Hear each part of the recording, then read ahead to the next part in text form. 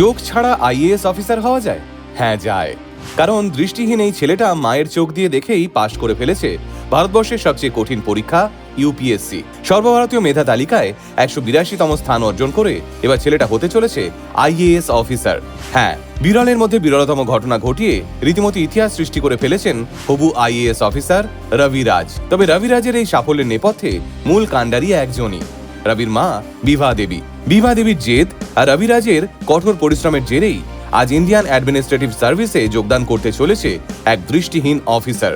কিন্তু মাত্র 7 বছর বয়স থেকে যে ছেলেটা চোখ থেকে দৃষ্টিশক্তি হারাতে শুরু করেছিল, সেই ছেলেটার পক্ষে কি আইএএস অফিসার হওয়া খুব সোজা ছিল? এর উত্তরটা জানতে হলে চিনতে হবে অফিসার রবি রাজ এবং তার মাকে। জানতে হবে তাদের লড়াইয়ের গল্পটা। তাই চলুন আজকের ভিডিওতে আমরা সেটাই জেনে নিই। বিহারের পাটনা থেকে প্রায় 100 কিলোমিটার ভিতরে অবস্থিত ছোট্ট গ্রাম মাহুলি। গুগল ম্যাপে সার্চ করলে হয়তো পাওয়া যাবে না এই গ্রামের নাম। সালটা 2001। ওই ছোট্ট গ্রামের এক দরিদ্র পরিবারে জন্মান রবি রাজ সিনহা। বাবা রঞ্জন কুমার সিনহা পেশায় একজন দরিদ্র কৃষক হলেও স্বপ্ন দেখতেন ছেলেকে সরকারি অফিসার বানানোর। মা বিভা দেবী ছিলেন একজন গৃহবধূ। গ্রাম্য পরিবেশ ও সীমিত সুযোগ সুবিধার মধ্যেই বড় হচ্ছিলেন রবি রাজ। আর 5টা বাচ্চার মতোই স্কুলে যাওয়া, লেখাপড়া, বন্ধুদের সঙ্গে খেলাধুলা, এই সবকিছুই ঠিকঠাক চলছিল। কিন্তু 7 বছর বয়স থেকেই সমস্যা শুরু হয় রবি রাজের চোখে। স্কুলে ক্লাস চলাকালীন তিনি খেয়াল করেন ব্ল্যাকবোর্ডে লেখাগুলো কেমন যেন অস্পষ্ট হয়ে আসছে।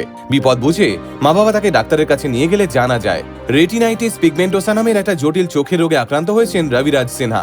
এই অসুখে সময়ের সঙ্গে সঙ্গে দৃষ্টিশক্তি নষ্ট হয়ে যায় এবং দুর্ভাগ্যজনকভাবে এই রোগ থেকে সুস্থ হওয়ার কোনো উপায় নেই। এই খবর পুরো সিনহা পরিবারকে গভীর দুশ্চিন্তায় ফেলে দেয়।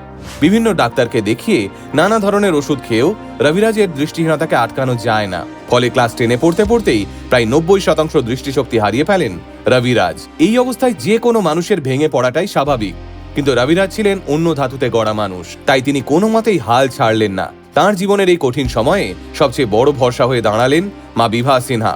একজন সাধারণ গৃহিণী হয়েও তিনি ছেলের পড়াশোনার পুরো দায়িত্ব নিজের কাঁধে তুলে নিলেন। দৃষ্টি হারানোর ফলে রবি নিজে কোনো বই পড়তে পারত না। তখন বিভা দেবী রবিকে সব বই পড়ে শোনাতেন।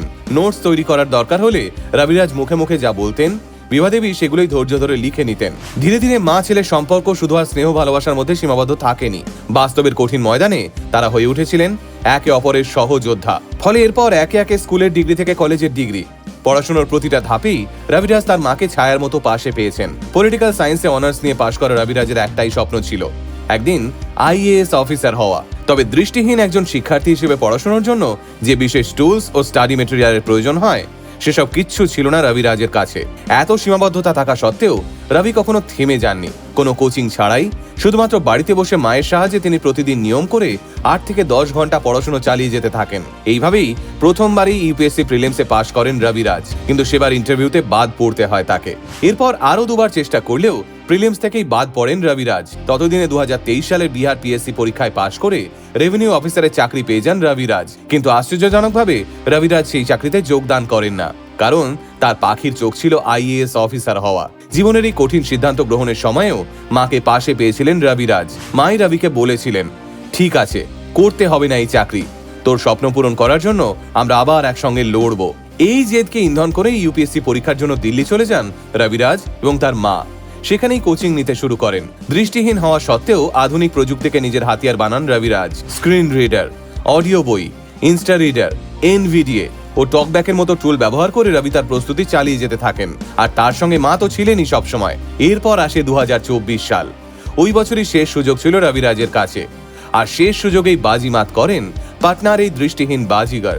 ইউপিএসসি পরীক্ষায় সর্বভারতীয় মেধা তালিকায় 182 র্যাঙ্ক করে সবাইকে তাজ্জব করে দেন রবিরাজ সিনহা। ছেলের এই সাফল্যে খুব স্বাভাবিকভাবেই চোখের জল বাঁধ বাঁধতে চাইছিল না মা বিভা দেবীর। সেই কোন ছোটবেলা থেকেই ছেলের চোখ হওয়ার দায়িত্ব পালন করেছেন তিনি।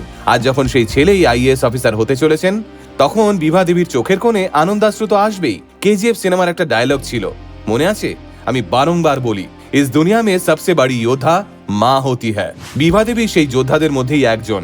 বিভা দেবীর জন্যই আজ রবিরাজ কেবল একজন সফল পরীক্ষার্থী নন, বরং তিনি হাজার হাজার তরুণের কাছে অনুপ্রেরণা। তাঁর গল্প দেখিয়ে দেয় দৃষ্টি শুধু চোখে নয়, দৃষ্টি মানুষের মনোবল এবং সংকল্পে থাকে।